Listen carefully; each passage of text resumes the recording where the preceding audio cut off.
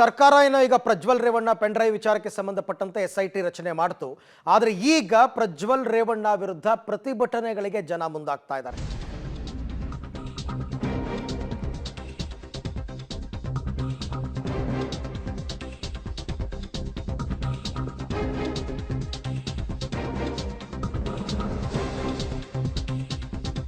ಬೆಂಗಳೂರಿನಲ್ಲಿ ಪ್ರಜ್ವಲ್ ರೇವಣ್ಣ ವಿರುದ್ಧ protest start ಆಗಿದೆ.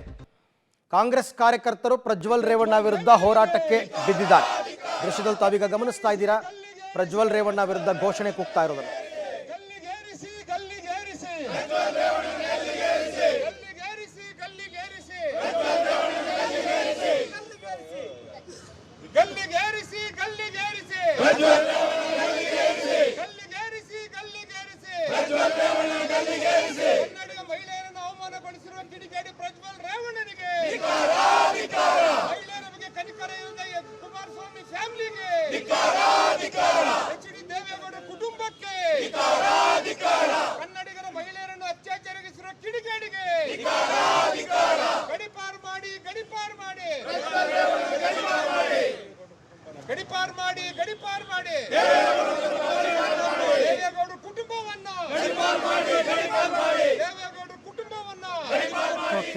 ಈಗ ಕುಟುಂಬದವರನ್ನ ಗಡಿಪಾರು ಮಾಡಿ ಅಂತ ಕಾಂಗ್ರೆಸ್ನವರು ಕೂಗ್ತಾ ಇರತಕ್ಕಂಥದ್ದು.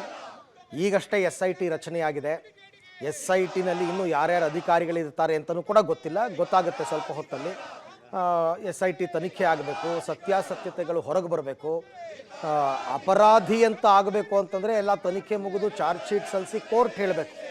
ಅಲ್ಲಿ ತನಕನೂ ಕೂಡ ಅಪರಾಧಿ ಅಂತ ಹೇಳೋದಕ್ಕೆ ಬರೋದೇ ಇಲ್ಲ ಯಾವ ಕಾರಣಕ್ಕೂ ಕೂಡ, ಕಾನೂನಾತ್ಮಕವಾಗಿ ನಾನು ಹೇಳ್ತಾ ಇರ್ತಕ್ಕಂಥದ್ದು.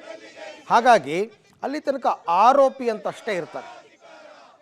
ಸೊ ಈಗ ದೃಶ್ಯದಲ್ಲಿ ತಾವು ಗಮನಿಸ್ತಾ ಇದ್ದೀರಾ, ಕುಮಾರಸ್ವಾಮಿ ಮತ್ತು ಪ್ರಜ್ವಲ್ ಮುಖವಾಡ ಧರಿಸಿ ಪ್ರೊಟೆಸ್ಟನ್ನು ಮಾಡ್ತಾ ಇದ್ದಾರೆ. ಪ್ರಜ್ವಲ್ ರೇವಣ್ಣ ವಿರುದ್ಧ ಧಿಕ್ಕಾರವನ್ನು ಕೂಡಿ ಆಕ್ರೋಶ